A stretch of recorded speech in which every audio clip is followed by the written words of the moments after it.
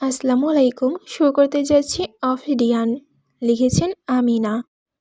চৌকিতে পেছনে ফিরে তাকালো রুমাইশা। উদ্ভ্রান্তের মতো দরজায় দাঁড়িয়ে আছে সাফওয়ান। ঘামে গায়ের সাদা রঙের আন্ডার শার্টটা ভিজে জবজব হয়ে আছে। গায়ের সাথে লিপটে আছে সেটা। হাঁপাচ্ছে ও। হাতে ওর একগুচ্ছ ধবধবে সাদা রঙের অর্ধফুটান্ত গোলাপ। চোখ দুটো রুমাইশার মুখের উপরে নিবদ্ধিত। সোনালি পাড়ের মেরুন রঙা শাড়িতে রুমাইশাকে দেখে অবাক হয়ে তাকিয়ে রইল সাফওয়ান। স্নিগ্ধতায় পরিপূর্ণ মুখটা দেখে মনটা শান্তিতে ছেয়ে গেল ওর। এতক্ষণে দৌড়ঝাঁপা হওয়ার কষ্টটা নিমিষে উদা হয়ে গেল সাফওয়ানের। রুমাইশার কাজল কালো চোখ দুটোর দিকে অপলক তাকিয়ে রইল ও। নীলচে আলোয় ঠোঁটের গ্লোসটা চকচক করছে।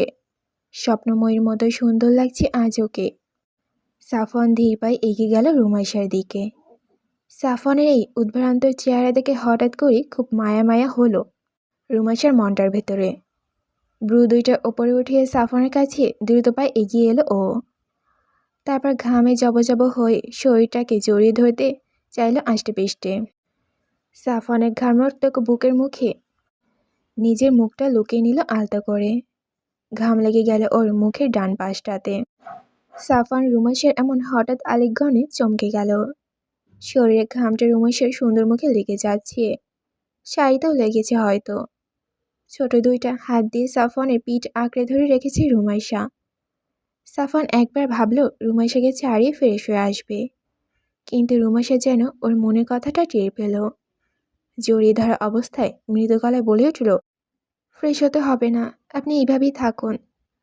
তারপর আলিঙ্গনটা আরও দীর্ঘ করল ও। সাফওয়ানও মৃদু হাসল রিমুর এমন কর্মকাণ্ডে। হঠাৎই রুমাইশার বাহুর তলে হাত দিয়ে উঁচু করে নিজের সামনে উঁচু করে নিল ও। তারপর বাহুর তল থেকে হাত সরিয়ে রিমুর কোমরটা আঁকড়ে ধরল। রিমুর মুখটা নিজের মুখের কাছে নিয়ে এসে ওর চোখে চোখ রাখল। তারপর চোখ না সরিয়ে এক হাত দিয়ে রিমুকে নিজের সাথে মিশিয়ে ধরে রেখে ফুল ধরা হাত অন্য হাতটা দিয়ে দরজাটা ভিজিয়ে লক করে দিল সাফওয়ান। রুমাইশাকে ওইভাবে উঁচু করে ফুল ছাড়ানো বিছানায় নিয়ে গেল সাফওয়ান। এবার নিচে হয়ে রুমাইশাকে বিছানায় বসিয়ে দিল। মেঝেতে পা ঠেকিয়ে বিছানায় বসলো রুমাইশা। রিমুকে বসিয়ে আবারও সোজা হয়ে দাঁড়ালো সাফওয়ান। হাতের ফুলের তোড়াটা টেবিলের উপর রেখে এক টান দিয়ে ঘামে বেঁচে গেঞ্জিটা খুলে ফেললো এরপরে। তারপর ফুলের তোড়াটা আবার হাতে নিল ও। এরপর ধীর গতিতে হেঁটে রুমাইশার একেবারে কাছে একদম সামনে এসে হাঁটু গেড়ে বসে পড়ল মেঝেতে। রুমাইশা ব্রু দুটো উঁচু করে মোহনীয় দৃষ্টিতে তাকিয়ে রইল সাফওয়ানের দিকে। সাফওয়ান সেই ধবধবে সাদা গোলাপের তোড়াটা দুই হাতে নিয়ে বাড়িয়ে ধরল রুমাইশার দিকে। তারপর মুগ্ধ নয়নে তাকিয়ে জড়ানো গলায় বলে উঠল, আমার দিকে দেখো রিমু, আমি জঙ্গলি বন্য আমি এক রাত নিজের বিছানায় কাটাই, অন্য রাত কাটাতে হয় আমার জঙ্গলের স্যাঁতস্যাঁতে ঠান্ডা মাটিতে, নয়তো নদীর পাড়ে কাদা মাটিতে। আমার জীবনের সমস্ত অলিগলিতে এক বিন্দু পরিমাণও কোমলতা নেই। আমার এই পাথরের হৃদয়ের ভেতরে কোথাও যদি কোনো মোলায়েম অংশ থেকে থাকে তাহলে সেটা তোমার জন্য। তুমি এই পৃথিবীতে আসার পর জীবনের প্রথম যেদিন তোমাকে আমি ছুঁয়েছিলাম, সেদিন আমি নিজেই জানতাম না যে এই ছোঁয়াটা সারা জীবনের জন্য বাধা পড়ে যাবে।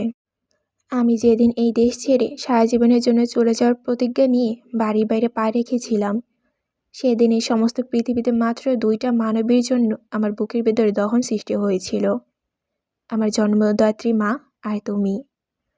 আমি কখনো আমার এই জীবনের সাথে তোমাকে জড়াতে চাইনি, কিন্তু সেদিন রাতে আমি যখন তোমাকে মেরে ফেলতে বসেছিলাম, সেদিন তোমার এই অসহায় চাউনির ভেতরে কিছু একটা দেখেছিলাম আমি।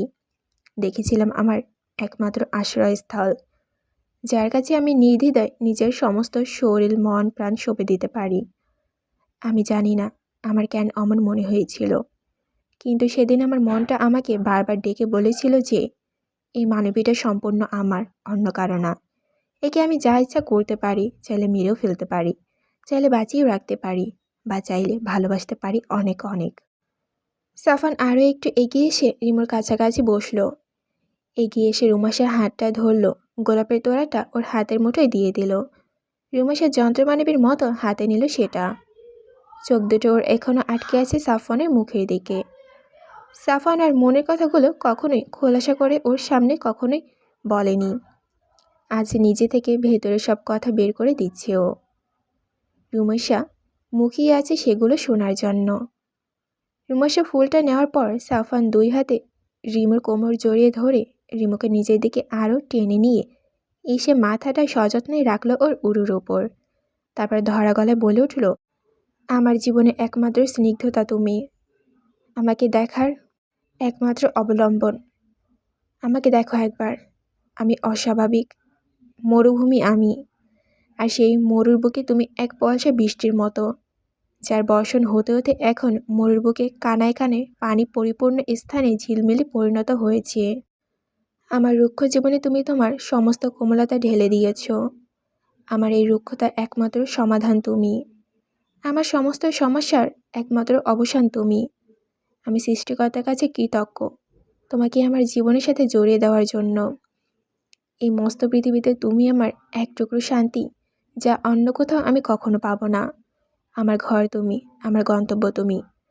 সারা জীবন আমার একমাত্র সুখের উৎপত্তিস্থল হয়ে কাছে থেকো আমার। তোমাকে নিরাশ করব না কখনো। আমার আদর, ভালোবাসা, দায়িত্ব, কর্তব্য, শ্রদ্ধা কোনোটাই কোনোদিন কমতি অনুভব করতে দিব না তোমাকে। যদি কখনো বিন্দুমাত্র কমতি অনুভব করো, আমার উপর কখনো যদি অসন্তুষ্ট হও, তাহলে চাইলে আমাকে সেদিন সেখানেই মেরে ফেলে দিও, কিন্তু কখনো কোনো কারণে আমাকে ছেড়ে যেতে চেও না। তোমার বিরহে মৃত্যুর চেয়ে তোমার হাতে, তোমার কোলে মৃত্যুবরণ করলে আমি বেশি স্বাচ্ছন্দ্য বোধ করব। সাফওয়ান রুমাইশার কোমরটা আরও শক্ত করে আঁকড়ে ধরল। রুমাইশা সাফওয়ানের দেওয়া ফুলগুলো পাশে রেখে ওর চুলগুলোতে আলতো করে হাত বুলিয়ে দিল। 2 হাত দিয়ে সাফওয়ানের চোয়াল ধরে মুখটা ওর মুখের নিজের দিকে ফেরালো। তারপর আলতো করে ওর কপালে নিজের কোমল ঠোঁটটা ছোঁয়ালো। সাফওয়ান চোখ বুজে ফোঁস করে একটা নিঃশ্বাস ছাড়ল।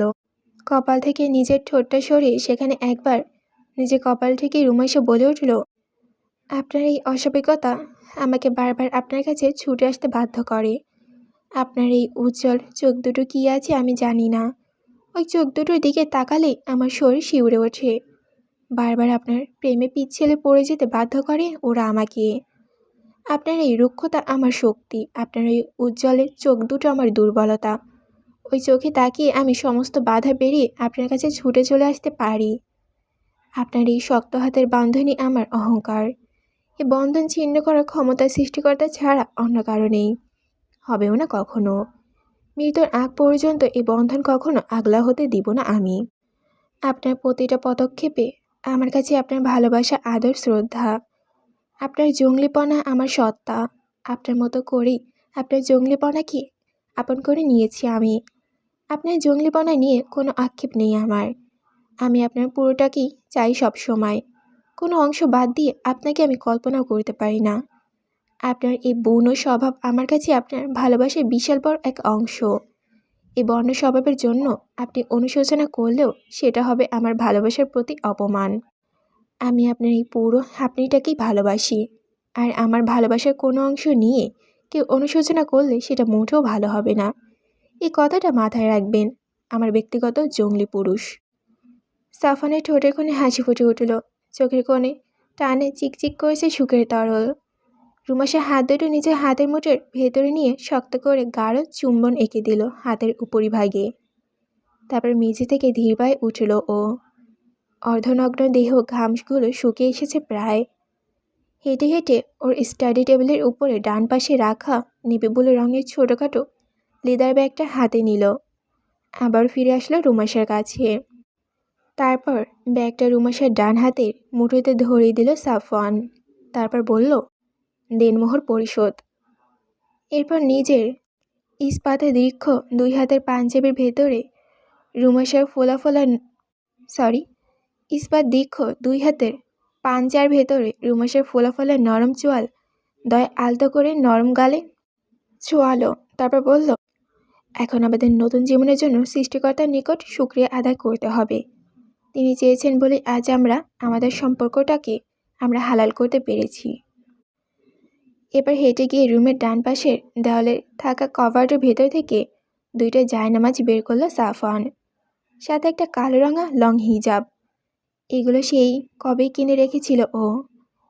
তখনও ভাবিওনি এত দ্রুত এতগুলো কাজে লেগে যাবে। সাফান জিজ্ঞেস করলো রুমাইশাকে ও অজু করেছে কি না। রুমাইশা হ্যাঁ বোধক মাথা নাড়ালো।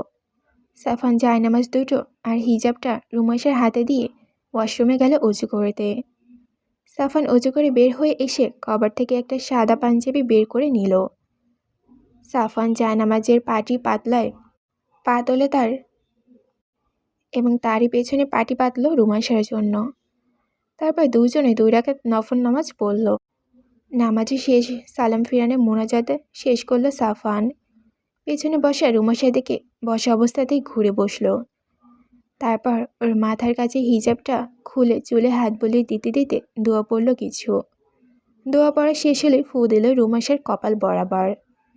এরপর রুমাইশার 2 গাল ধরে প্রেমময় কণ্ঠে বলে উঠল, আমার ছোটোখাটো চক্ষু শীতল করনি সুন্দর বউ, আমার তোমাকে দেখার এই দৃষ্টি যেন আল্লাহ সুবহানাহু তাআলা কখনো পরিবর্তন না করে, আমিন। রুমাইশা ঠোঁটে হাসি ফুটিয়ে বলে উঠল, সুম্মা আমিন। রুমাইশা বসা থেকে উঠে পড়ল। সাফওয়ান জায়নামাজ দুটো আবার ভাঁজ করে কবার্টে রাখলো। রুমাইশা গিয়ে দাঁড়ালো সাফওয়ান স্টাডি টেবিলের পাশে রাখা ফুল ভিউ মিররের সামনে। নিজের কানে থাকা দুলটা খুলে কানে হাত দিতে নিলেই সাফওয়ান পেছন থেকে এসে থামিয়ে দিল তাড়াতাড়ি। তারপর কটমটে রাগ দেখিয়ে বলল, আমার বউ, আমি আনবক্সিং করব, তুই মোটেও হাত দিবি না। রুমাইশাও হেসে উঠল সাফওয়ানের বলা ধরনে। সাফওয়ান সে হাসিকে পাত্তা না দিয়ে গম্ভীর মুখে রুমাইশার কানের দুল দুটো খুলে রাখলো টেবিলের ওপর। তারপর ঘাড়ের কাছে আলতো করে ছুঁয়ে দিয়ে গলার ভারী নেকলেসটা খুলে দিল। তারপর রুমাইশার 2 হাত থেকে এক এক করে সমস্ত চুড়িগুলো খুলল। এরপর কাঁধের ওপরে ভাঁজ করে রাখা শাড়ির আঁচলের পিনটা খুলে দিয়ে শাড়িটা অন্যের পিনগুলো খুলে দিল একে একে। এবার মৃদু গতিতে রুমাইশাকে নিজের দিকে ঘোরালো ও। শাড়ির ভাঁজ করা আঁচলটা বুকের ওপর মেলে দিয়েছে। গহনা খোলার পর কাজল কালো চোখে রুমাইশাকে এখন অন্যরকমের সুন্দর লাগছে। সাফওয়ান মুগ্ধতার সাথে রুমাইশার মুখ পানে চেয়ে থাকলো কিছুক্ষণ। সাফওয়ানের এমন দৃষ্টিতে রুমাইশা লাজুক হেসে চোখ নামিয়ে নিল। এবার রুমাইশার মাথা উঁচু করে বাঁধা খোপাটা একটানে খুলে ফেলল সাফওয়ান। হুটোপুটি করে চুলগুলো আকর্ষণ টানে নিচের দিকে ছুটে গেল। নিতম্ব ছড়িয়ে গেল খানিকটা নিচে। সাফওয়ান হতভম্ব দৃষ্টিতে দেখতে লাগলো রুমাইশার এই চোখে ধাঁধানো সৌন্দর্য। অপলক তাকিয়ে থেকে রুমাইশার কোমরটা ধরে আলতো করে নিজের সাথে মিশিয়ে নিল। রুমাইশা লজ্জায় নিচু হয়ে যাওয়া মুখটা চিবুক ধরে উঁচু করে নিজের চোখের সামনে নিয়ে আসলো সাফওয়ান। আর তারপর প্রেয়সীর এই অপার সৌন্দর্য দেখতে দেখতে নিজের অজান্তেই গেয়ে উঠল, আমি তোমার দ্বিধায় বাঁচি, তোমার দ্বিধায় পুড়ে যাই। রাত 2টো। নীলচে আলোয় ভরা ছিমছাম কামরাটায় এখন অস্বাভাবিকভাবে লণ্ডভণ্ড হয়ে আছে। বিছানার চারপাশে থাকা বেলি ফুলের মালাগুলো ছিঁড়ে ছুঁড়ে মেঝেতে গড়াগড়ি খাচ্ছে। বিছানায় জড়ানো গোলাপের পাপড়িগুলো অর্ধেকটা মেঝেতে ছড়িয়ে ছিটিয়ে আছে, আর বাকিগুলো সাদা রঙের বিছানার পিষ্ট হয়ে আছে। মেঝেতে ফুলের সাথে সাথে লুটিয়ে আছে রুমাইশার গায়ের মেরুন রঙা শাড়ি, ব্লাউজ, পেটিকোট আর সাফওয়ানের সাদা রঙা পাঞ্জাবিটা। মশারি একটা স্ট্যান্ড একটা মাথা ভেঙে পড়ে আছে বিছানার একপাশে মেঝেতে। বিছানার ওপর এলোমেলো বালিশ। সাফওয়ানের বুকে মাথা রেখে সাফওয়ানের একটি ওভারসাইজের টি শার্ট গায়ে জড়িয়ে গুটিসুটি মেরে ঘুমিয়ে আছে আলুথাবি বেশি রুমাইশা। সমস্ত মুখ জুড়ে ওর তৃপ্তির ছায়া। কাজল লেপ্টে আছে চোখের চারপাশে। চোখের পাশে কান্নাগুলো শুকিয়ে দাগ হয়ে গেছে। সাফওয়ান এক হাতে রিমুকে জড়িয়ে রেখে অন্য হাতে মাথার নিচে বালিশের মাথায় রেখে চিতয়ে সিলিংয়ের দিকে তাকিয়ে শুয়ে আছে। ঘুম নেই ওর চোখে। রুমাইশা প্রতিটা নিঃশ্বাস প্রশ্বাস, প্রতিটা হৃদস্পন্দন অনুভূতি করছে। অদ্ভুত রকমের এক প্রশান্তি ছেয়ে গেছে ওর বুকে। মাঝে মাঝে ফিরে ফিরে রুমাইশার ঘুমন্ত ছোট্ট মুখটার দিকে তাকাচ্ছে। হঠাৎই নিজের অতীতের কথা স্মরণ করে হাসি হাসি মুখটা নিমিষে গম্ভীর হয়ে গেল ওর। ফুরফুরে মাথাটা ভারী হয়ে গেল আশঙ্কিক। রুমাইশার মায়াভরা মুখটার দিকে আবারও একবার তাকালো সাফওয়ান। ওর রিমু যখন জানবে ও সেই কালো অতীতের কথা, তখন কেমন প্রতিক্রিয়া জানাবে ওর রিমু? রিমু কি ওকে ছেড়ে দিতে চাইবে? রিমু কি থাকতে চাইবে না ওর মতো খুনির সাথে? রিমু কি মেনে নেবে তার অতীতকে? যদি মেনে না নেয় তাহলে কি হবে? রিমু চলে যেতে চাইবে ওকে ছেড়ে? অন্য কারো হতে চাইবে? না, কখনোই না। ওর প্রাণ থাকতে রিমুকে ও অন্য কারো হতে দেবে না। ও যদি হয় এই পৃথিবীতে সবথেকে নিকৃষ্ট প্রাণী, তারপরও রিমুকে ওর কাছেই থাকতে হবে। কোথাও যেতে দেবে না ও। গম্ভীর মুখটাকে আরো গম্ভীর করে 2 হাত দিয়ে বুকের ওপর শুয়ে থাকা রিমুকে নিজের সাথে আরো শক্ত করে জড়িয়ে নিল সাফওয়ান। কোনো মূল্যই রিমুকেও হাতছাড়া করবে না, পৃথিবী উল্টে গেলেও না। রুইনিয়া রান্নাঘরে সবার জন্য নাস্তা বানাচ্ছেন সকালবেলা। ইস্তাকের 9টায় অফিস, সাফিনও কোচিং আছে। ওরা দুজনেই বেরিয়ে যাবে 9টার সময়। রুটি বেলে তাওয়ার উপরে দিচ্ছেন তিনি একটা একটা করে। অন্য চুলায় সবজি রান্না হচ্ছে, মাঝে মাঝে সেটা নাড়িয়ে দিচ্ছেন রুনিয়া। এমন সময় রান্নাঘরের দরজায় উপস্থিতি টের পেল তিনি কারো। রুটিবেলা থামিয়ে দিয়ে পেছনে ঘুরে তাকালো। রুমাইশা দাঁড়িয়ে আছে, আধা ভেজা চুলগুলো 2 ভাগে ভাগ করে বুকের 2 পাশে ছড়িয়ে দেওয়া। মেরুন রঙের শাড়িটার কাঁচা হাতে গায়ের ওপরে জড়ানো, মুখটা স্নিগ্ধতায় ছেয়ে আছে। কালকে দেওয়া কাজলের কিঞ্চিত আভা চোখে লেগে আছে এখনও। শাড়ি আঁচলটা খুঁটিটা হাতের নিচে দরজায় দাঁড়িয়ে ইস্তস্তত মুখে জড়সড় হয়ে তাকিয়ে আছে রুমাইশা, মাথা ওর নিচের দিকে। রুনিয়া হাসলেন মনে মনে। শাড়ি পরার অভ্যাস নেই রুমাইশার। কোনো রকমের কুচি টুচি খুঁচে চলে এসেছে এখানে। গ্যাসের সুইচটা অফ করে হাতটা ধুয়ে এগিয়ে আসলেন তিনি। রুমিকে রান্নাঘরের ভেতরে নিয়ে এসে দরজাটা ভিজিয়ে দিলেন, তারপর বললেন, শাড়ি খোল, আমি পরে দিচ্ছি ভালো করে। রুমাইশা আঁচল সরল না, নিচ থেকে শাড়িটা খুলে দিল শুধু। রুমির এমন আচরণ কিছুটা অবাক হলেন। কালো শাড়ি পরেছিল, তখন তো এমন করেনি রুমাইশা, নাকি হঠাৎ করে লজ্জা বেড়ে গিয়েছে ওর? রুনিয়া বেশ কিছুক্ষণ না ভেবে শাড়ি পরাতে শুরু করলো। শাড়ি এক কোণা কোমরে গুজে দিয়ে কুচি করে দিলেন সুন্দর করে। পুরোটা সময় রুমাইশা শাড়ি দিয়ে প্রাণপণে পেটার বুকে ঢেকে রাখার চেষ্টা করলো, কিন্তু তারপর আঁচলটা ঠিক করে দেওয়ার জন্য রুমাইশাকে কিছু বুঝে ওঠার আগে আঁচল ধরে টান দিলেন রুনিয়া। সাথে সাথে থতমত খেয়ে গেল রুমাইশা। এইদিকে আঁচল সরিয়ে রুনিয়া হতভম্ব হয়ে গেলেন। রুমাইশা লজ্জায় মাথা নিচু করে নিল। শাড়ি ব্লাউজটা একটু বড়সড় গলা দিয়ে বানিয়ে দিয়েছিলেন রুনিয়া, কিন্তু রুমাইশার অবস্থা চোখে পড়তেই বড়বড় করে তাকিয়ে রইলেন তিনি। সমস্ত গলা, বুকের দৃশ্যমান জায়গা জুড়ে লাভবাইটে লাল লাল হয়ে আছে। রুনিয়া এবার রুমাইশার সামনে পড়া থাকা চুলগুলো হাত দিয়ে ঘাড়ের উপর থেকে সরিয়ে পেছনে সরিয়ে দিলেন। একই সবখানে একই অবস্থা। ছেলের উপর ভয়ানক রাগ হলো ওর। ছোট মেয়েটার উপর এমন অত্যাচার চালিয়েছে ছেলেটা। খেপে গেলেন রুনিয়া সাফওয়ানের ওপর। আঁচলটা ঠিকঠাক ভাঁজ করে রেখে রুমাইশাকে রান্নাঘর থেকে বলে তিনি গেলেন দোতলায় রুমাইশার রুমে। ওখান থেকে ফাউন্ডেশনটা আনতে হবে। আর যাওয়ার আগে সাফওয়ানের উদ্দেশ্যে ধমক দিল রুমিকে, বলল, কালকে থেকে তুই তোর রুমে ঘুমাবি ওই অশুভটার সামনে। আর যাওয়ার দরকার নেই।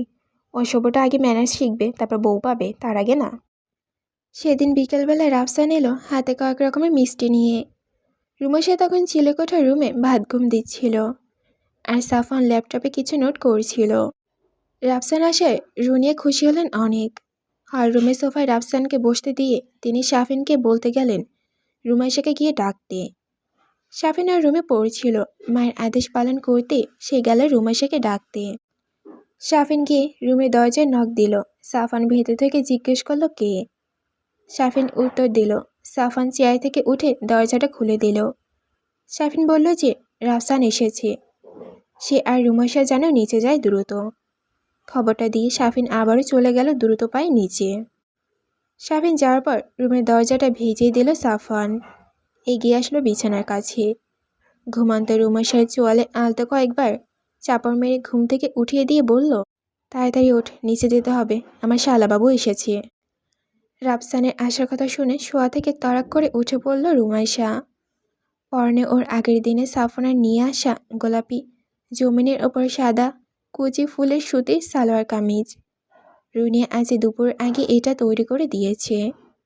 ওয়াশরুমে গিয়ে হাত মুখ ধুয়ে ফ্রেশ হয়ে মুখে অল্প একটু ময়শ্চারাইজার লাগিয়ে কিঞ্চিত ফাটা ঠোঁটে আলতো করে ভেজলিন লাগিয়ে নিচে যাওয়ার জন্য প্রস্তুতি নিল ও। সাফওয়ান ওকে আগেই চলে যেতে বলল, ও পরে আসতে চাইল, কিন্তু রুমাইশা শুনল না। কভার থেকে একটা ফুল স্লিভ টি শার্ট বের করে সাফওয়ানকে জোর করে ধরিয়ে দিয়ে পরতে বলল। বেবুকের মতো রুমাইশার দিকে তাকিয়ে রইল সাফওয়ান। বিয়ে না হতে হতেই বউ তার ওপর মাতব্বরি করতে শুরু করে দিয়েছে। গোছগাছে শেষ করে রুমাইশা রুম থেকে বের হলো। ওর পেছন পেছন সাফওয়ান বের হয়ে এলো। ওরা যখন দোতলায় এলো তখন রুনিয়া আর ইস্তেক হলরুমের সোফায় বসে রাফসানের সাথে গল্প করেছিল। ভাইকে দেখে 32 পাটি দাঁত বের করে দিয়ে রুমাইশা দৌড়ে সিঁড়ি দিয়ে নামলো। পেছন থেকে সাফওয়ান ধমকালো আসতে দিতে বলল ওকে, কিন্তু কে শোনে কার কথা। নিষেধ করা সত্ত্বেও রুমাইশার এমন লাফালাফি করায় সাফওয়ান ফোঁস করে একটা নিঃশ্বাস ছাড়ল। বিয়ের দিন মামা ওকে সত্যি কথা বলেছিল। আগে খুব শান্তশিষ্ট ছিল পাগলিটা, এখন দুনিয়ার খাচ্চর হয়েছে। ছোটবেলায় সাফওয়ান যা বলতো তাই শুনতো রুমাইশা। একটা কথাও এদিক ওদিক হতে দিত না। অতি সিনিয়র ভাই হিসেবে সীমিত করে চলতো ওকে। কিন্তু এখন দেখো, বারণ করা সত্ত্বেও হরিণীর মতো লাফিয়ে লাফিয়ে নিচে গেল। সিঁড়ি থেকে মুখ থুবড়ে একবার পড়লে নাচুনি বের হয়ে যাবে। বিড়বিড় করতে করতে নিচে নামলো সাফওয়ান। সাফওয়ানকে দেখে রাফসান বসা থেকে দাঁড়িয়ে গিয়ে সাফওয়ানের সাথে কর্মোদয় করে ওকে বুকে জড়িয়ে ধরল। 2 দিন আগেও যে নিজের ভেতরে ভার্চুয়াল তাদের একটা দাগ কুমড়ো সম্পর্ক ছিল তা ভুলে গেল নিমেষে। সাফওয়ানের পিঠ চাপড় দিল রাফসানের, তারপর বলল, কতগুলো বছর পর আবার আলিঙ্গন বন্ধ হলাম আমার ভাই। রাফসানও হেসে উঠল। তারপর কোলাকুলি শেষ করে রাফসান দাঁড়িয়ে সাফওয়ানের আপাদমস্তক দেখে নিল 2 হাত দিয়ে রাফসানকে। রাফসানের পেশিবহুল বাহুদয় শক্ত করে ধরে বলল, ভাই তো পুরাই জনসিনা হয়ে গেছো, করছো কি? তারপর হঠাৎই দুজনের দিকে চমকে তাকিয়ে অদ্ভুত এক স্টাইলের হ্যান্ডশেক করে ডান হাতে কবজি মুখে সামনে নিয়ে এসে জনসিনা স্টাইলে হাতের আঙ্গুলগুলো ছড়িয়ে দিয়ে সম্মনায় চিৎকার দিয়ে বলে উঠল, ইউ ক্যান সি মি। তারপর হেসে আবার দুজনকে বুকে জড়িয়ে নিল। এদের বাচ্চামো কাণ্ড কারখানা দেখে বাকিরা সবাই হেসে উঠল। 2 ভাইয়ের সেই আগেকার মতো মোহাব্বতে দেখে রুমাইশা খুশি হলো প্রচণ্ড। মন খুলে হাসলো ও আজ অনেকগুলো দিন পর। ওর মনে আছে ছোটবেলায় যখন এ বাড়িতে আসতো ওরা, তখন শুধু একতলা বাড়ি ছিল রুনিয়াদের। সেটাও সাধারণ বাড়ি। নতুন করে বাড়ি করেছে ইস্তেক বছর দশক হলো। ইস্তেক করেছে বলে ভুল হবে, বেশিরভাগ অর্থ সাফওয়ানই দিয়েছে। তখনকার একতলা বাড়িটায় গেস্ট রুমে একটা সাদা কালো টেবিলে টেলিভিশন রাখা ছিল। সেখানে সুযোগ পেলেই WW এর সিডি প্লে করতো ওরা। তারপর বিছানার উপরে সাফওয়ান আর রাফসান মিলে কুস্তিগির করতো। রেফারি হতো রুমাইশা। যদিও মাঝে মাঝে রেফারির গালে 2-1টা ছোটা আঘাত লেগে যেত ভুলবশত, তখন রেফারি আকাশ বাতাস কাঁপিয়ে চিৎকার দিয়ে কাঁদত। আর এই দুজন নিষ্পাপ প্রতিযোগিতার তখন নিজেদের কুস্তিগির রেখে রেফারির সেবা যত্নে লেগে পড়ত। ছোটবেলায় স্মৃতিচারণ করে নিজের অজান্তে হেসে উঠল রুমাইশা। ওরা সবাই মিলে গল্প করলো অনেকক্ষণ। কিছুক্ষণ পর সাফেনাও যোগ দিল ওদের সাথে। তারপর মাগরিবের আজান দিয়ে দিল। আসর ছেড়ে উঠল সবাই। রাফসান রাতটা এখানে থাকবে বলে সিদ্ধান্ত হয়েছে, কিন্তু আজ ওরা প্ল্যান করেছে 4 জন একসাথে ঘুমাবে চাঁদের ওপর বিছানা পেতে। অনেক দিন থাকা হয় না আগের মতো করে, আর সাফিনের তো সুযোগই হয় না। রাফসানরা ছত্রভঙ্গ হয়ে যাওয়ার সময় তো ওর বয়স ছিল 6 থেকে 7 মাস। সে সময় মায়ের কোলেই থাকাতে হতো ওর। আজকে এই ঘটনা ওর জন্য সম্পূর্ণ নতুন, তাই ও একটু বেশি এক্সাইটেড। রাতের খাবার পর ওরা সবাই বিছানা পাতল। বালিশ কাঁথা নিয়ে চলে গেল ছাদে। আকাশ পরিষ্কার, মেঘে একটু কুচিয়েও নেই, কিন্তু তারপর মেঘের মুড সুইংয়ের কথা তো চিন্তা করে ওরা ভেবে নিল যে বৃষ্টি আসে তাহলে ওরা সাফওয়ানের রুমে চলে যাবে। রুমাইশা ছাদের ওপর পাটি পেতে তার উপর একটা লম্বা তোষক বিছিয়ে দিল। এরপর তার উপরে বেডশিট পেতে বালিশগুলো সুন্দর করে পেতে রাখলো। রাফসান হাতে হাতে সাহায্য করলো ওকে। রুমটাও গুছিয়ে রেখে এসেছে যেন বৃষ্টি আসলে রুমে গিয়ে শুয়ে পড়তে পারে, কষ্ট না করতে হয় বেশি। তারপর সব গোছগাছ শেষে বিছানা বাম পাশে শুয়ে পড়ল শাফিন, তার পাশে রাফসান। রাফসানের পাশে সাফওয়ান শুয়ে পড়ল, আর সাফওয়ানের পাশে বিছানার ডান দিকটাতে রুমাইশা। ঘুমের আগ পর্যন্ত ওরা ওদের ছোটবেলায় স্মৃতিচারণ করলো।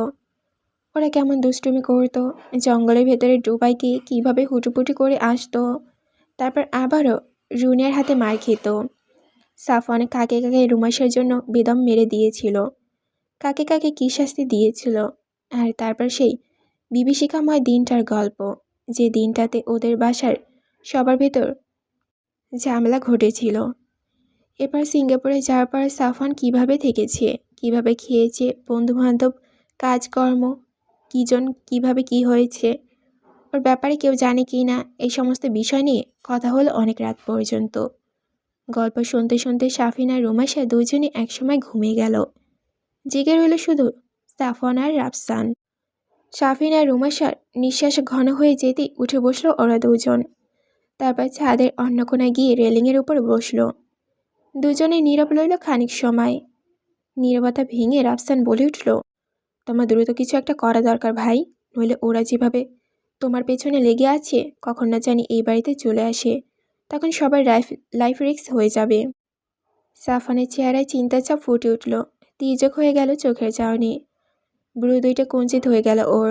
মাথা নাড়িয়ে বলল, ওরা বিডিতে এসে পৌঁছিয়েছে গতকাল রাত 2টোয়।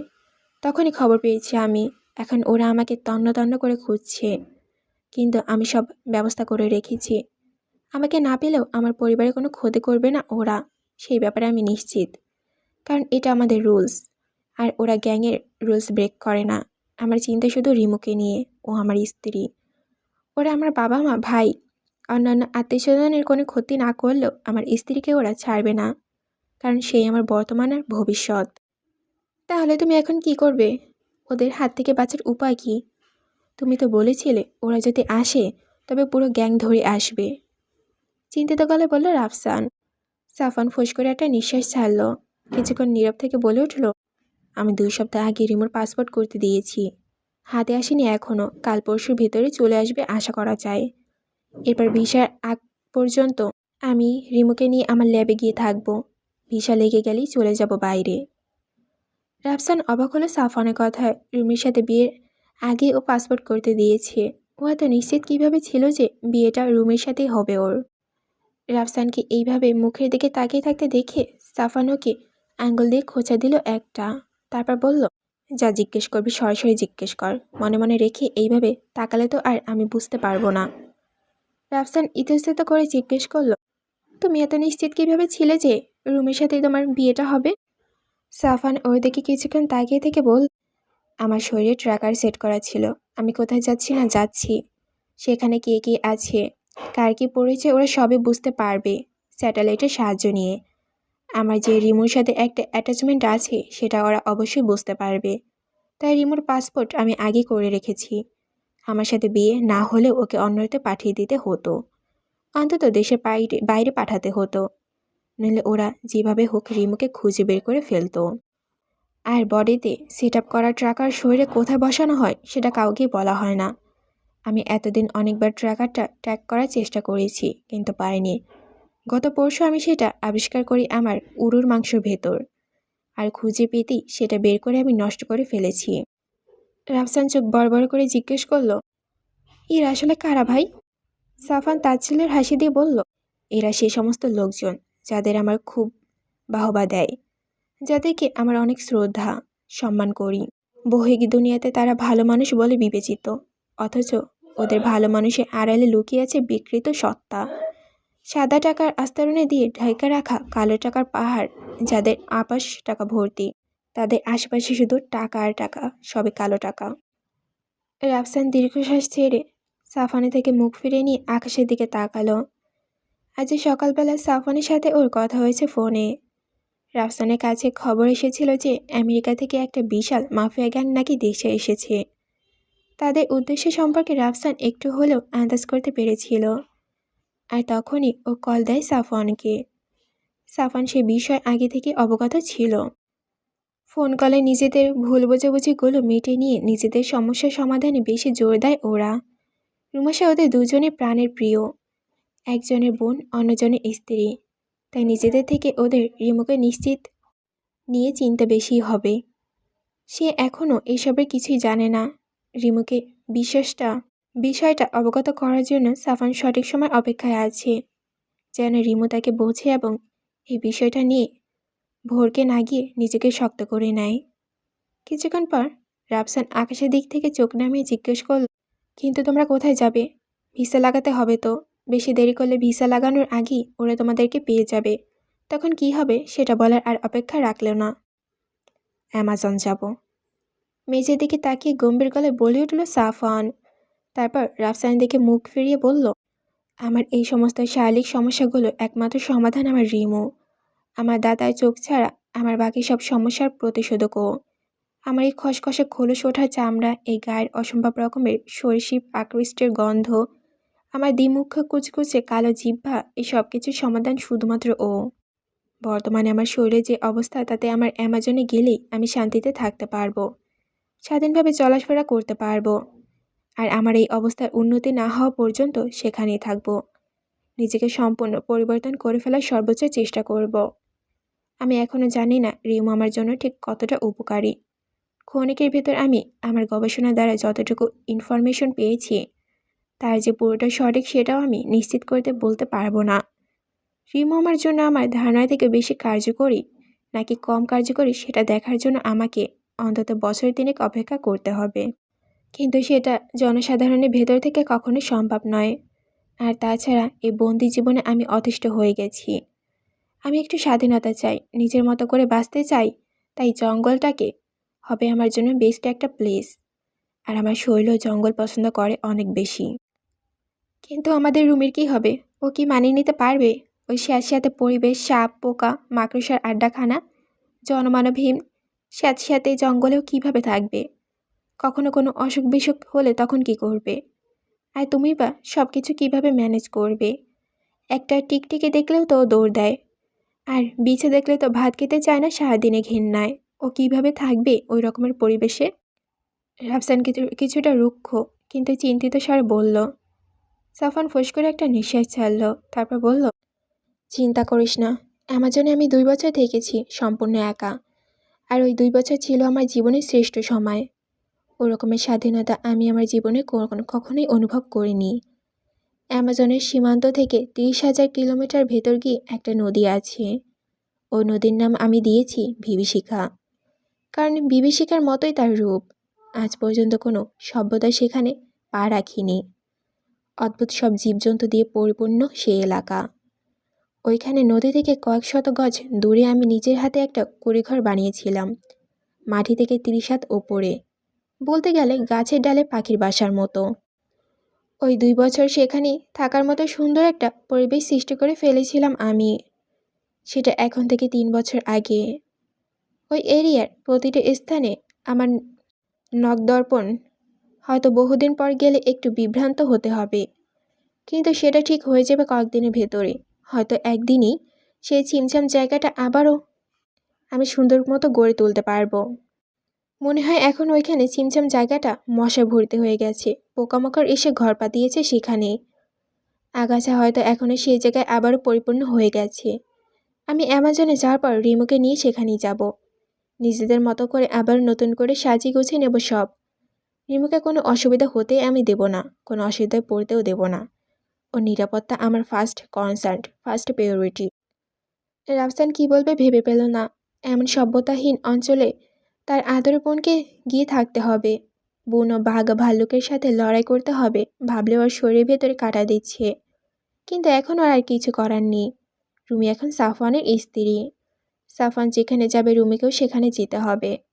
আর সাফওয়ানের মতো দায়িত্বশীল পুরুষ যে রুমির কোনো অযত্ন করবে না সেটাও রাফসান জানে, কিন্তু নিজের মনকে বোঝাতে পারছে না ও। তাই কোনো কথা না বলে চুপচাপ আবারও নিজের বিছানায় যেতে উদ্যোগ হলো ও। আর যাওয়ার আগে বলল, ভিসা রেডি করে ফেলো তাড়াতাড়ি, নইলে ওরা টের পেয়ে যাবে তোমাদের দুজনের জীবন রিস্ক পড়বে তখন। তোমাকে নিয়ে কোনো চিন্তা নেই আমার, আমার চিন্তা আমার বোনকে নিয়ে। ও হয়তো তোমার সব কিছু মেনে নেবে, তুমি দুনিয়াতে যে প্রান্তেই যাও সেও সেখানে যেতে চাইবে, নিজের নিরাপত্তার কথা চিন্তা করবে না। কিন্তু আমার মন পড়ে থাকে আমার বোনের কাছে, আমার বাবা মায়ের মন মস্তিষ্কে সব তাদের মেয়ের কাছেই বাধা থাকে সব সময়। নিজের মেয়েকে এইভাবে এতগুলো বছরের জন্য চোখের আড়াল করতে কেউ চাইবে না। তার ওপর সম্পূর্ণ যোগাযোগবিহীন। সে বাঁচল কি মরল সেই নিশ্চয়তা আমরা কেউ পাবো না কোনোভাবে। সে এখন তোমার স্ত্রী, তুমি ওকে যেখানে চাও নিয়ে যাও, কিন্তু এতগুলো মানুষের কলিজা ছিঁড়ে নিয়ে যাচ্ছ সেদিকে খেয়াল রেখো। কথাগুলো বলেই রাফসান গটগট পায়ে হেঁটে চলে গেল বিছানার দিকে। তারপর রুমাইশার পাশে গিয়ে শুয়ে পড়ল ও। সাফওয়ান রেলিংয়ে বসে রইল। দুশ্চিন্তা ঘিরে ধরেছে ও। পরের দিন ভোরবেলা ঘুম থেকে উঠল সবাই। রাতে বৃষ্টি হয়নি, যদিও আকাশে মেঘ ছিল। রাতের বেলা বেশিক্ষণ জেগে থাকার কারণে ফজরের পর রুমাইশা আবারও গিয়ে ঘুমালো চিলেকোঠার কামরায়।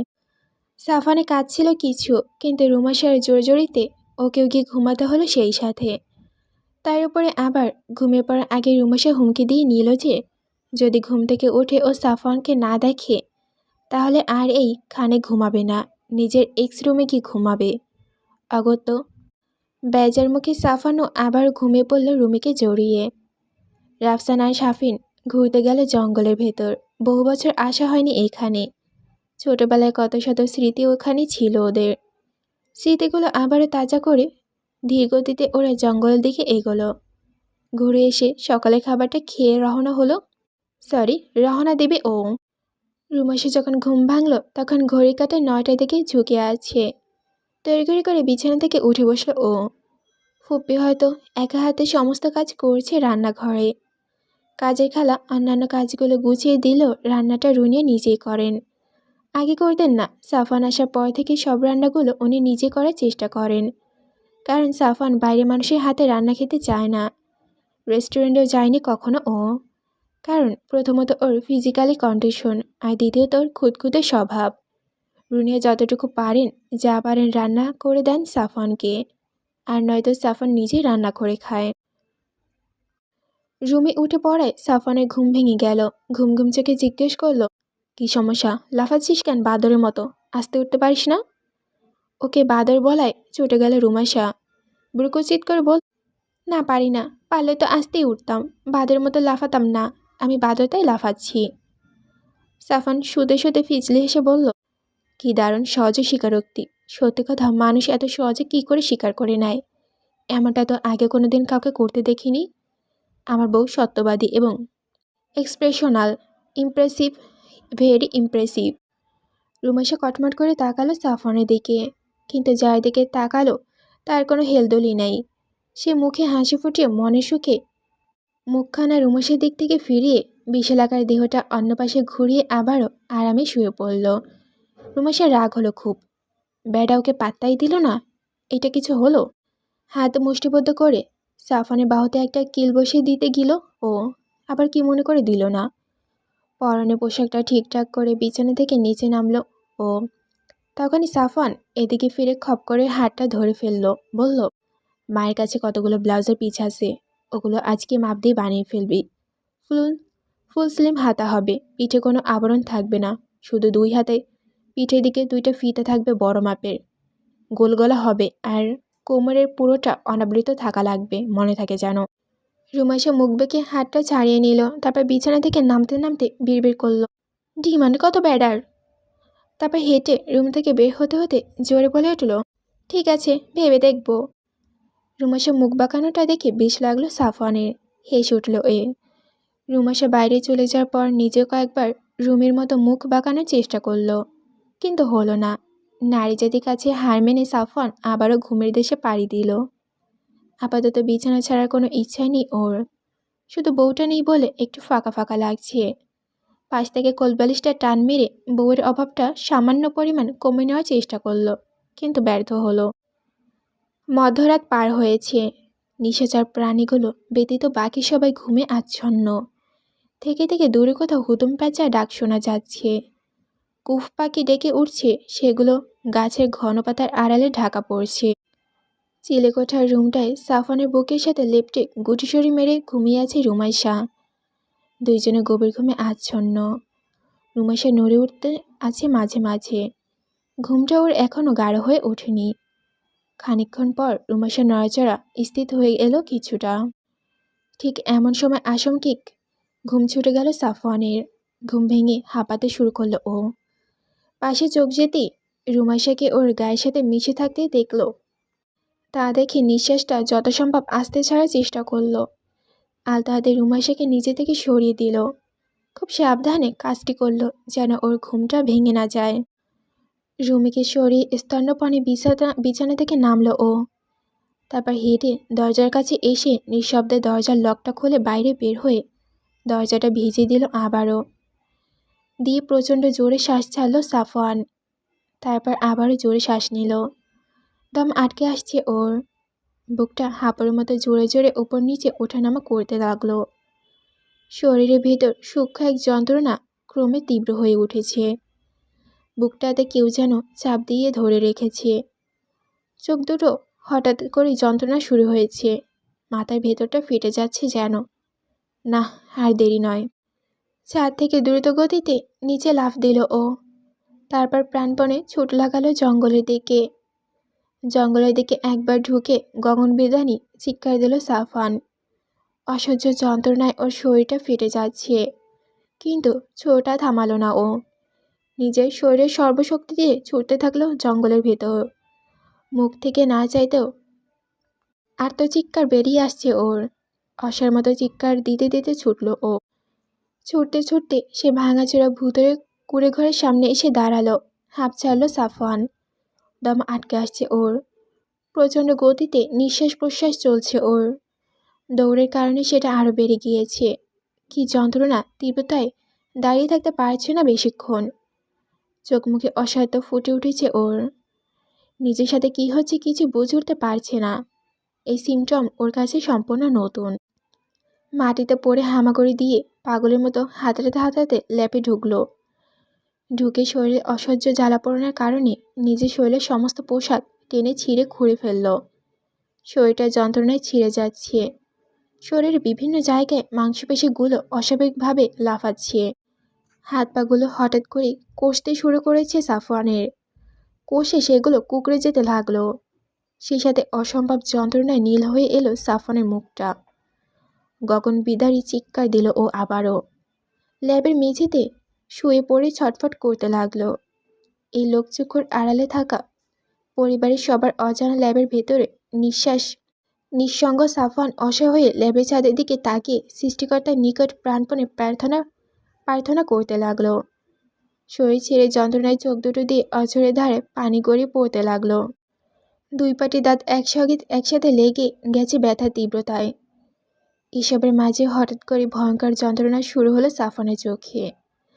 আকাশ বাতাস কাঁপিয়ে আবারও চিৎকার দিয়ে উঠল। প্রচণ্ড কষ্টে প্রাণ বেরিয়ে যাওয়ার উপক্রম হলো ওর। যন্ত্রণায় চোখ মেলতে পারছে না। চোখ খিচে চিৎকার করতে থাকলো শুধু। শেষবারের মতো চেষ্টা করলো একবার উঠে বসার। কষে যাওয়া হাতে ভর দিতে পারল না, তবু মাথাটা উঁচু করে চোখ মেলে দেখার চেষ্টা করলো প্রাণপণে। চোখ মেলতেই রুমের ভেতরে থাকা ফুল ভিউ মিররে নিজেকে দেখতে পেল ও।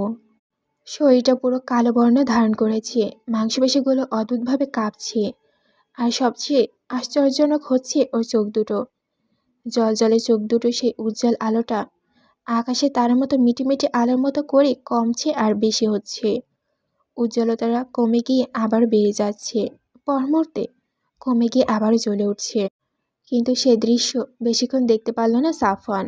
অসহ্য যন্ত্রণায় চোখ দুটো খিচে বন্ধ করে নিল। আর তারপরই এই প্রচণ্ড রকম যন্ত্রণায় ছটফট করতে করতে একসময় শরীরের তীব্র বেগে চাকানি দিয়ে জ্ঞান হারালো সাফওয়ান সেখানেই।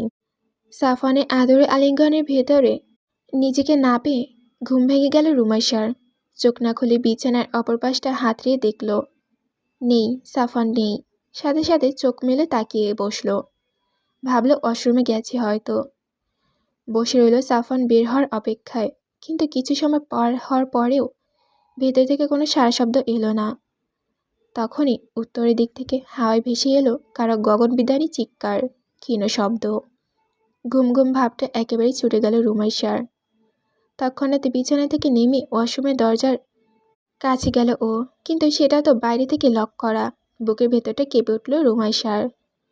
সাহস না হারিয়ে দরজা খুলে খেয়াল করলো ছাদটা চেক করতে গেল, যদি সাফওয়ানকে সেখানে পাওয়া যায় আশায়। দরজার জারের কাছে দরজাটা লকটা খুলল, দেখল তড়িঘড়ি করে রুম থেকে বের হয়ে ছাদের মাথায় থেকে এ মাথা হন্য হয়ে খুঁজল সাফওয়ানকে। না, নেই, সাফওয়ান কোথাও নেই। পায়ের তলা থেকে যেন মাটি সরে গেছে ওর। তখনই জঙ্গলের ভেতর থেকে কারো আত্মচিৎকার ভেসে এসলো আবারও। অসহ্য যন্ত্রণায় কাতর হয়ে কেউ জঙ্গলটায় কাঁপিয়ে তুলেছে তার তীব্র চিৎকারে। সেটা যে সাফওয়ানের প্রবল বেদনার চিৎকার তা বুঝতে আর বাকি রইল না রুমাইশার। হতভম্ব হয়ে ছাদের মেঝেতে হাঁটু ভেঙে বসে পড়ল। অসহায়ত্বের চোখে একবার তাকালো জঙ্গলের দিকে। চোখ থেকে নিজের অজান্তেই পানি গড়িয়ে পড়তে লাগলো। কিন্তু এভাবে ওর বসে থাকলে চলবে না। মেঝে থেকে উঠে দ্রুত গতিতে রুমে গেল ও। তারপর শাফিনকে ফোন করলো। গলা ছেড়ে নিয়ে স্বাভাবিক করে নিল রুমাইশা। কয়েকবার রিং হওয়ার পর কল রিসিভ করলো শাফিন। ঘুম ঘুম গলায় জিজ্ঞেস করতেই রুমাইশা বলে উঠল, আমি রুমি বলছি শাফিন। এত রাতে রুমির কল পেয়ে শাফিন উঠে বসলো। উদ্বিগ্ন কণ্ঠে জিজ্ঞেস করলো, কোনো সমস্যা হয়েছে আপু? ঠিক আছে তুমি? রুমাইশা নিজেকে স্বাভাবিক রাখার চেষ্টা করলো। দ্রুত সম্ভব উৎকণ্ঠ নিয়ে বলল, তোর ভাইয়ের রুমে নেই। ওয়াশরুমের ছাদে চেক করেছি, কোথাও নেই। জঙ্গলের ভেতর থেকে আমি কারো চিৎকার শুনতে পেয়েছি পরপর 2 বার। আমার মনে হয় ওইটা তোর ভাইয়াই চিৎকার করেছে। মনে হয় না, আমি নিশ্চিত। শাফিন রুমাইশাকে শান্ত করার উদ্দেশ্যে বলল, হয়তো ভাইয়া কোনো কাজ আছে তাই গিয়েছে জঙ্গলে। রুমাইশা প্রতিবাদ করে কান্না মেশানো গলায় বলল, কাজ থাকলেও চিৎকার করবে কেন? আমি স্পষ্ট শুনেছি যন্ত্রণার চিৎকার করছে ও। আমি আমি এইখানে থাকতে পারছি না। আমি জঙ্গলে যাব ওর কাছে। তুই আমাকে নিয়ে চল। শাফিন কি বলবে ভেবে পেল না। ভাইয়ের জন্য ওর নিজেরও চিন্তা হতে শুরু হলো এবার। কোনো উপায় না পেয়ে রাজি হলো। রুমাইশাকে জঙ্গলে নিয়ে যেতে হবে এখন। বলল, ঠিক আছে, আমি রেডি হচ্ছি। সন্ধ্যার অল্প বৃষ্টি হয়েছে। জঙ্গলে মাটি কাদায় কাদা কাদা হয়ে আছে। শক্ত ধরনের জুতা পরো। সব কিছু রেডি করে নিচে আসো, আমিও আসছি। বলেই ফোনটা কেটে দিল শাফিন। তারপর চেয়ারের ওপর খুলে রাখা শার্টটার গায়ে জড়াতেই লেগে গেল ও। রুমাইশা জঙ্গলের ভেতরে হাঁটার সুবিধার্থে একটা ট্রাউজার পরে নিল। আর তার উপরে পরল সাফনের একটা টি শার্ট। ওর টি শার্টগুলো সব বাড়িতেই। লম্বা চুলগুলো শক্ত করে খোপা করে একটা ব্যান্ড দিয়ে বেঁধে দিল। শক্তপোক্ত জুতা আছে কিনা মনে পড়ল না ওর। তবু একবার দোতলার রুমটা দেখতে যাবে ভাবল। সেদিন বাড়ি থেকে আসার সময় স্যান্ডেল পরে এসেছিল। তারপর সাফওয়ান একজোড়া হিল জুতা কিনে দিয়েছিল। এছাড়া তো আর এখানে কিছুই নেই ওর। গোছগাছ শেষ হলো। সাফওয়ানের স্টাডি টেবিলের ড্রয়ার থেকে একটা ছোট্ট টর্চ লাইট নিল। রেডি হয়ে দোতলা এসে নিজের রুমে গেল। একজোড়া কাপড়ের শুল পেল ও। উপায় না পেয়ে পরে নিল সেগুলো। শাফিন রুম থেকে বেরিয়ে এসে দেখলো পাশের রুমের দরজা খোলা। ওকে দিয়ে দেখলো রুমাইশা জুতো পরছে। ওকে দেখে রুমাইশা জুতো পরা দ্রুত শেষ করলো। তারপর দুজনে সিঁড়ি বেয়ে নেমে স্তন্যপানে মেন ডোর খুলে বাইরে বের হয়ে গেল। রাতের অন্ধকারে জঙ্গলের দিকে তাকাতে গা ছমছম করে উঠল। তার উপরে বৃষ্টি হয়েছে, জঙ্গলটা আরো ভয়ঙ্কর রূপ ধারণ করেছে। কিন্তু সেসবে তোয়াক্কা করলো না রুমাইশা। দ্রুত পায়ে জঙ্গলের দিকে এগোলো। ওর পেছন পেছন শাফিন আশপাশটা নজর দিতে দিতে এগোলো। এতক্ষণ ওরা টর্চ না জ্বালেই হাঁটছিল। জঙ্গলে খানিকটা ভেতরে এসে টর্চটা জ্বালালো রুমাইশা। উদ্দেশ্যহীনভাবে জঙ্গলের ভেতরে হাঁটতে লাগলো ওরা দুজন। এত বড় জঙ্গলের ভেতরে কোথায় খুঁজবে ওরা সাফওয়ানকে? পায়ের জুতোটা কাদায় মাখামাখি হয়ে গেছে রুমাইশার। 2-3 বার ছাতা জায়গায় পড়ে যেতে গিয়েছিল, কিন্তু পড়েনি। ট্রাউজারের নিচের দিকটা কাদায় ছিটকে পরিপূর্ণ হয়ে গেছে। সেসবের দিকে একবারও ধ্যান নেই রুমাইশার। চোখ দুটো ওর সামনের দিকে। অধীর হয়ে খুঁজল ও প্রাণপ্রিয় স্বামীকে। হাঁটতে হাঁটতে হঠাৎ রুমাইশা বামের দিকে মোড় নিতে গেলে সাফিন পেছন থেকে বলে উঠল, ওদিকে না আপু, ডানে দিকে। রুমাইশা চকিতে পেছনে ফিরে বিস্মিত গলায় বলল, তুই কিভাবে জানিস? সাফিন ইতস্তত করে বলল, আমি একদিন গিয়েছিলাম ভাইয়ের পেছন পেছন। ভাইয়া আসলে কোথায় যায় দেখতে। জঙ্গলে অনেক ভেতরে গিয়ে একটা কুঁড়েঘর আছে। ভাইয়া ওর ভিতরেই যায়। গিয়ে কোথায় যায় তা অবশ্য আমি জানি না। ওইটা একটা ভাঙা ঘর, ভুতুড়ে দেখতে আর অনেক ছোট। আমার ধারণা ভাইয়া ওখানেই আছে। রুমাইশা কিছুক্ষণ চুপ থেকে সাফিনের রাস্তা দেখে নিয়ে যাওয়ার গন্তব্যে এগোলো। সাফিনও রুমাইশার সামনে পথ দেখে নিয়ে যেতে থাকলো। খানিক পথ যাওয়ার পর সাফিনের চোখে পড়ল কারো পায়ের ছাপ। জায়গাটা একটু বেশি কার্দমাক্ত থাকায় পায়ের ছাপটা গভীরে বসে গেছে। সাফিন রুমাইশাকে দেখালো সেটা। রুমাইশা তির্যক চোখে সামনের দিকে তাকিয়ে রাস্তাটা দেখল। সরু একটা রাস্তা চলে গেছে যেন। অন্য জায়গার তুলনায় এখানে ঘাস ঝোপঝাড় কম। কাদামাটিতে কেঁচো জোক বিছা সহ অন্যান্য পোকামাকড় আবারে বিচরণ করছে। অন্য সময় হলে রুমাইশা ভয় আর ঘৃণায় চিৎকার করে কাঁপিয়ে তুলত, কিন্তু এখন সেসবের সহস্রপ্রদীপ প্রাণীর দিকে একবারও খেয়াল নেই ওর। সেসব ছোট ছোট ঘৃণিত প্রাণীগুলোকে পা মারিয়ে দ্রুত পায়ে হেঁটে যেতে লাগলো সাফিনের পেছন পেছন। বেশ খানিকক্ষণ জোর কদমে হাঁটার পর ওরা এসে থামলো সেই ভাঙাচোরা বাড়ির সামনে। রুমাইশা দরজা ঠেলে ভেতরে ঢুকলো। সাফিনও ঢুকলো রুমাইশার পেছন পেছন। কিন্তু এখানে তো কিছু নেই। তারপরও ভেতরে ঢুকলো। ঘরমায় হাঁটাহাঁটি করে ওরা কিছুক্ষণ। তখনই রুমাইশার পায়ের তলায় ধাতব জাতীয় কোনো কিছু শব্দ হলো। চকিত ও তাকালো সাফিনের দিকে। সাফিনা সেই মুহূর্তে তাকালো রুমাইশার দিকে। তৎক্ষণাৎ ওরা সেখানে শুকনো পাতা আর আবর্জনা সরিয়ে আবিষ্কার করলো একটা ছোট্ট লোহার দরজা। দুইজনে বুঝলো এটাই সেই ল্যাবে যাওয়ার রাস্তা, কিন্তু কিভাবে খুলবে এটা বুঝতে পারল না। দুজনে অনেকক্ষণ ধরে টেনে হিঁচড়ে চেষ্টা করলো দরজাটা খোলার, কিন্তু হলো না। অনেকক্ষণ চেষ্টার পর যখন দরজাটা উঠল না, তখন সে সময় শাল ছেড়ে দিয়ে ধৈর্য হারিয়ে সাফিন হাত দিয়ে জোরে একটা আঘাত করলো দরজার ওপর। আর তখনই সেখানে একটা স্ক্রিন ভেসে উঠল। ফিঙ্গারপ্রিন্ট চাইলো। চমকে উঠল ওরা দুইজন, কিন্তু হাতের ছাপ কোথায় পাবে এখন ওরা। রুমাইশা ভালোভাবে স্ক্রিনটা পরখ করলো কিছুক্ষণ। হঠাৎ স্ক্রিনের বাম কোণে চোখ গেল ওর। রুমাইশা চোখ ছোট ছোট করে দেখার চেষ্টা করলো কি লেখা আছে সেখানে। কিছুক্ষণ তাকিয়ে থেকে দেখলো সেখানে খুব ছোট্ট করে ইংরেজিতে লেখা পাস। সেখানে টাচ করতে পাসওয়ার্ড লেখার অপশন উঠে এলো ওদের সামনে। চকিতে দুজন দুজনের দিকে তাকালো, কিন্তু তারা কিভাবে জানবে এটার পাসওয়ার্ড? কি দেবে এখন পাসওয়ার্ড ওরা? সাফিন সরে এলো স্ক্রিনের সামনের দিকে। প্রথমে কয়েকবার সাধারণ সংখ্যা দিয়ে ট্রাই করলো, কিন্তু লাভ হলো না কোনো। সাফিন এবার রুমাইশার নামটা দিয়ে চেষ্টা করলো একবার, কিন্তু তাতেও হলো না। বাড়ির সবার নাম একবার একবার করে দিয়ে চেষ্টা দেখালো, কিন্তু কোনোটাই কাজে আসলো না। রুমাইশা বলল, তোর কি মনে হচ্ছে এমন গুরুত্বপূর্ণ একটা জায়গার পাসওয়ার্ড ও এই রকমের পানির মতো সোজা নাম দিয়ে সেট করবে? সাফিন অসহায়ে তাকালো একবার রুমাইশার দিকে। রুমাইশা ওকে সরিয়ে দিয়ে এবার নিজে ট্রাই করতে লাগলো। সেদিন রাতে সাফান ওর ফেসবুক লগ ইন করার সময় ওর পাসওয়ার্ডটা দেখেছিল রুমাইশা। সেই হিসাব করে পাসওয়ার্ড প্যাটার্ন কেমন হতে পারে সেটা আন্দাজ করে ট্রাই করতে লাগলো ও। বেশ কয়েকবার বিভিন্নভাবে ট্রাই করার পর ও যখন খুলল না, তখন হাল ছেড়ে দিয়ে মাটিতে বসে পড়ল নিজে। মুখে হাত দিয়ে ভাবতে লাগলো কি করবে এখন। কিছুক্ষণ চুপ করে বসে থাকার পর আবার পাসওয়ার্ড লিখতে বসলো। একে একে যতগুলো আইডি মাথায় আসছে সবগুলোই ট্রাই করছে, কিন্তু আইডিয়াগুলো একটাও খাটছে না কিছুতেই। কিন্তু খুলতে পারল না শেষমেশ। শীর্ষে টাচ স্ক্রিনটায় ওদেরকে ওয়ার্নিং দিল যে আর 5 বার ভুল পাসওয়ার্ড দিলে স্ক্রিন লক হয়ে যাবে, আর পাসওয়ার্ড দিলে তখন আর কোনো কাজ হবে না। রুমাইশা অসহায় চোখে এবার সাফিনের দিকে তাকালো। সাফিনও একইভাবে তাকিয়ে আছে ওর দিকে। রুমাইশা দমে গেল না। আবারও পাসওয়ার্ড দেওয়ার চেষ্টা করলো ও, কিন্তু পরপর 2 বার চেষ্টা করার পরও খুলতে পারল না। তারপর নির্ভয় হয়ে চোখ বুজলো কিছুক্ষণ, আর সামনে আগাবে কিনা সেটা ভাবতে লাগলো বসে বসে। কান্না পাচ্ছে ওর, গলা ভারী হয়ে এসেছে। চোখে বাধা ভেঙে পানি বেরিয়ে আসতে চাইছে। সাফান যদি আসলেই ভেতর থেকে কোনো অসুবিধা থাকে, বা ও সত্যি যদি ভেতরে থাকে খুব যন্ত্রণায় আছে, তাহলে কি করবে? একা একা কি করছে ও ওই বদ্ধ জায়গার ভেতরে, ভেবে রুমাইশা আরও নিজেকে ধরে রাখতে পারল না। ফুপে কেঁদে উঠল। সাফিন তাকিয়ে রইল রুমাইশার দিকে। রুমাইশা ভাঙা ঘরটার দেওয়ালে পিঠ থেকে বসে অসহায় হয়ে কাঁদতে লাগলো। সাফিন কয়েকবার কান্না থামাতে বলতে গিয়েও বলল না। কাঁদতে দিল রুমাইশাকে। ওর নিজেরও ভাইয়ের চিন্তায় বুকটা ভারী হয়ে আসছে, কিন্তু কিছু করার নেই ওর। কিছুক্ষণ পর কান্নাকাটি থামিয়ে চোখ মুছল। মুখটা দীর্ঘ করে আবারও স্ক্রিনের দিকে এগিয়ে গেল রুমাইশা। তারপর আবারও চেষ্টা করলো একবার।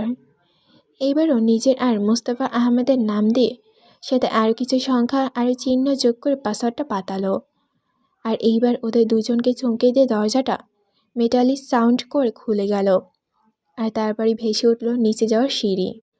দুজন দুজনের দিকে তাকিয়ে সিঁড়ি বেয়ে নেমে গেল ভেতরে দ্রুত। সাফিন গেল প্রথমে, আর গিয়ে দূর থেকে দেখতে পেল সাফওয়ানের নগ্ন দেহটা উবুর হয়ে পড়ে আছে রুমের এক কোণে।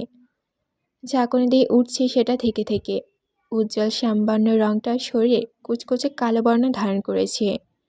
এই দৃশ্য দেখে সেখানে দাঁড়িয়ে গেল সাফিন। চোখ বড় বড় হয়ে তাকিয়ে আছে ভাইয়ের ওই কালো শরীরটার দিকে। সাফিনকে এইভাবে সিঁড়ির ওপরে দাঁড়িয়ে যেতে দেখে সাফিনের চাহনি অনুযায়ী করে রুমাশাও তাকালো সেদিকে। শক্ত খোলসে আবৃত তার সাফওয়ানের পুরুষালী শরীরটাকে এইভাবে মেঝেতে নেতিয়ে পড়ে থাকতে দেখে বুক কেঁপে উঠল রুমাশার। উচ্চ শব্দে কেঁদে উঠল, সেদিকে ছুটে গেল ও। রুমের বাউন্ডারিতে ভেতরে পা রাখতেই লেজার রোশনি লাগলো রুমাশার গায়ে, আর আচমকা আনম্যাচ পেয়েই অদ্ভুত রকমের সতর্কিত শব্দ শোনালো রুমের দেওয়ালের উপরের দিকের কোনায় কোনায় সাউন্ড বক্সের থেকে। লেজারের তীব্রতায় পুড়ে গেল রুমাশার শরীরের কিছু অংশ।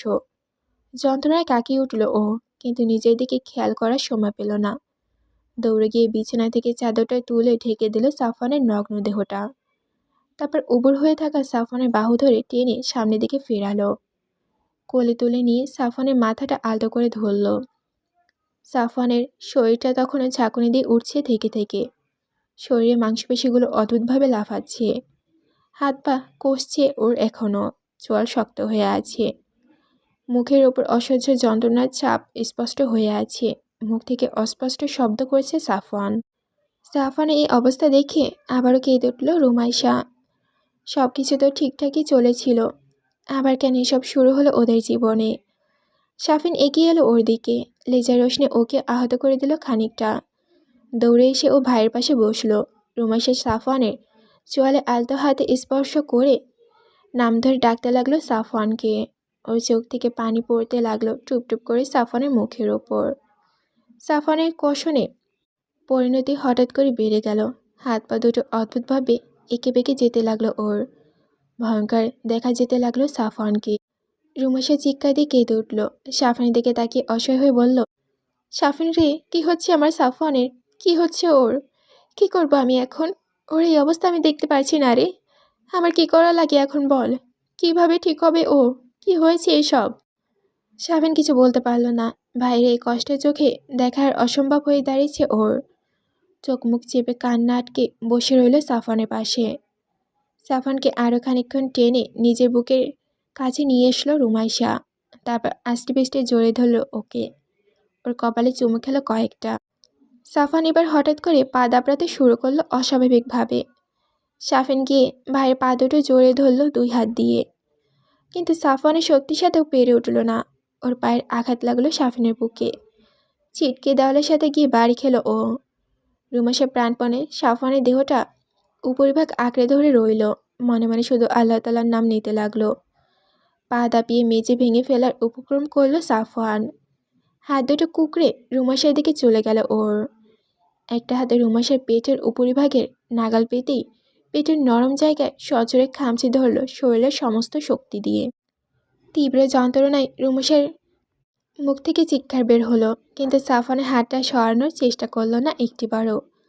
সাফওয়ান সেখানে খামচে ধরেই পড়ে রইল। খামচিটা আরও জোরালো হলো ধীরে ধীরে। অস্বাভাবিক নড়াচড়ার কারণে গায়ের ওপর দেওয়া বিছানার চাদরটা সরে যেতে শুরু করলো। রুমাইশা অতি কষ্টে সেটা আবারও টেনে টুনে ঠিক করে দিল। সাফিন ধীরে ধীরে আবারও এগিয়ে এলো সাফওয়ানের দিকে। রুমাইশা একা পেরে দিচ্ছে না সাফওয়ানের সাথে। এগিয়ে আসার পর সাফিন চোখ গেল সাফওয়ানের হাতের দিকে, যেটা রুমাইশার পেটের উপরিভাগটা নখ বসিয়ে দিয়েছে। সাফিন সেদিকে দ্রুত এগিয়ে গিয়ে সাফওয়ানের হাতটা রুমাইশার থেকে ছাড়ানোর চেষ্টা করলো, কিন্তু সাফওয়ানের হাত কষে আছে, ছাড়ানো অসম্ভব হচ্ছে। অনেক ক্ষত সৃষ্টি করেছে ইতিমধ্যে। অনেকক্ষণ চেষ্টার পরে সাফওয়ানের হাত আলগা করায় সক্ষম হলো না সাফিন। নখের আগায় রক্ত লেগে গেছে ওর। সাফওয়ানের খামচি দেওয়ার স্থানটা রক্তে ভিজে উঠল। দাঁতে দাঁত চেপে ক্ষত যন্ত্রণা সহ্য করে নিল রুমাইশা। সাফিন আবারও এসে প্রাণপণে সাফওয়ানের পা দুটো বুকের সাথে মিশিয়ে জড়িয়ে ধরে ওকে শান্ত করার চেষ্টা করলো। বুকের ওপর লাথিটা ওর খুব জোরে ভেবেই লেগেছিল। শ্বাস নিতে কষ্ট হচ্ছে ওর এখন। রুমাইশা অনেক কষ্টে সাফওয়ানের বুকটা নিজের দুই হাত দিয়ে ওর বাহুর তলা দিয়ে জড়িয়ে ধরেছে শক্ত করে। আর এরপর অসহায় রুমাইশা দিকবিদিক শূন্য হয়ে কী করবে ভেবে না পেয়ে যতনরায় ছটফট করা সাফওয়ানের ঠোঁটে এক প্রকার চুম্বন বসিয়ে দিল। কিন্তু এরপর ওদের দুজনকে অবাক করে দিয়ে ধীরে ধীরে সাফওয়ানের শরীরটা ছটফটানি সমস্ত মিশে যেতে শুরু করলো দুরন্ত গতিতে। ছোড়া হাত পা দুটো শান্ত হয়ে এলো ক্রমশে। সাফওয়ান শান্ত হয়ে আসা সত্ত্বেও চুম্বন থামালো না রুমাইশা। সাফওয়ানের ঠোঁটে ঠোঁট রেখে ফুঁপিয়ে কেঁদে উঠল আবারও। সাফওয়ানের শ্বাস প্রশ্বাস স্বাভাবিকভাবে চলতে লাগলো আবারও। যন্ত্রণায় কুঁচকে যাওয়া ভ্রু দুটো আবারও জায়গায় চলে এলো। শক্ত হয়ে যাওয়া ঠোঁট দুটো আলগা হয়ে এলো কিঞ্চিত। রুমাইশা সাফওয়ানের মুখ থেকে ঠোঁট সরিয়ে ওর কপালে ঠোঁট ছোঁয়ালো। সাফওয়ানকে বলল সাফওয়ানকে ধরে বিছানায় নিয়ে যেতে সাহায্য করতে। তারপর দুজন মিলে সাফওয়ানের বিশাল শরীরটা কোনো রকমের টেনে টেনে বিছানায় উঠালো। সাফওয়ানকে বিছানায় উঠিয়ে রুমাইশা সাফওয়ানকে বলল বাড়ি ফিরে যেতে।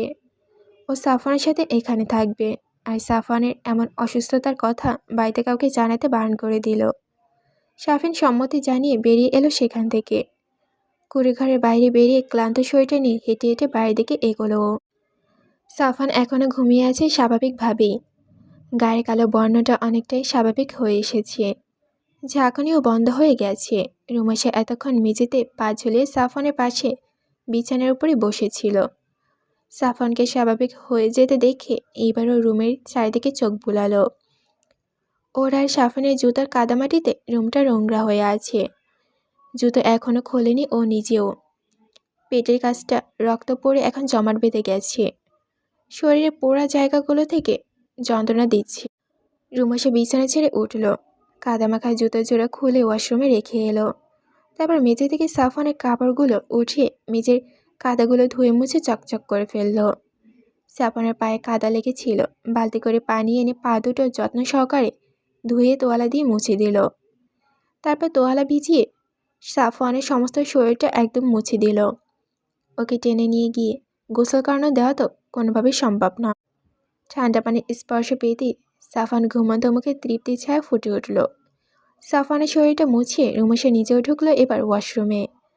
কাদামাখা পোশাকগুলো খুলে রেখে মাথার উপর ঝর্ণা ছেড়ে দিল। শরীরে পোড়া জায়গা আর পেটের কাছে কাটা জায়গাটায় পানির স্পর্শ লাগতেই কাঁকিয়ে উঠল রুমাইশা। কাটা জায়গাটায় জমাট বাঁধা রক্ত ধুয়ে সাফ করে ফেলল ভালোভাবে।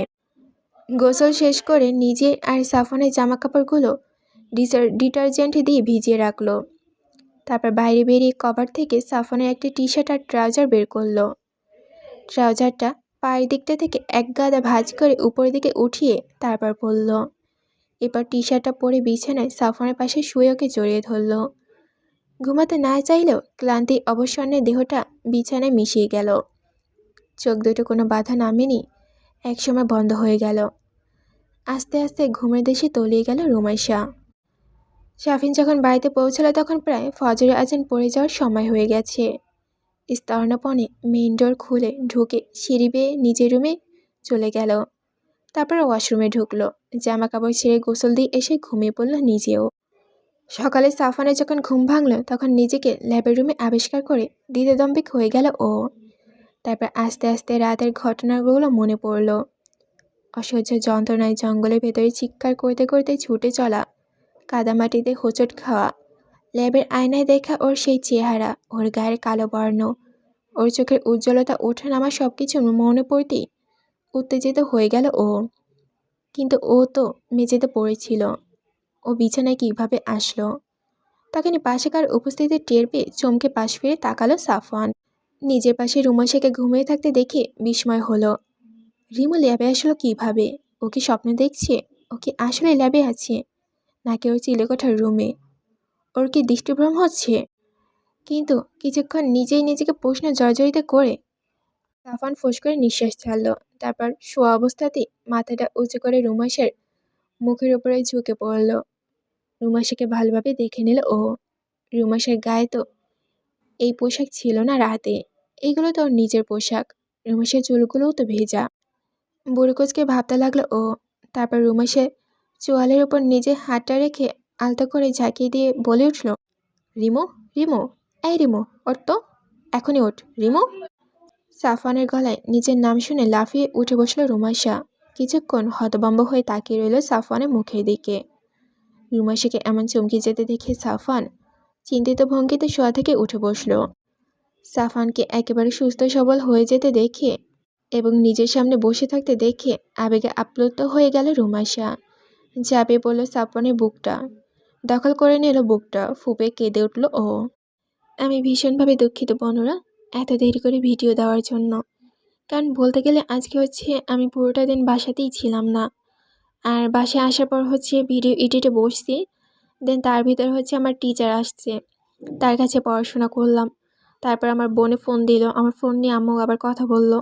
এগুলো করতে করতে অনেকটা টাইম চলে গেছে। আর এর জন্য ভিডিওটা দিতে এত দেরি হয়েছে। যাই হোক, তোমরা কষ্ট পাও না, ভিডিওটা দেখো, ভালো লাগলে লাইক দিও।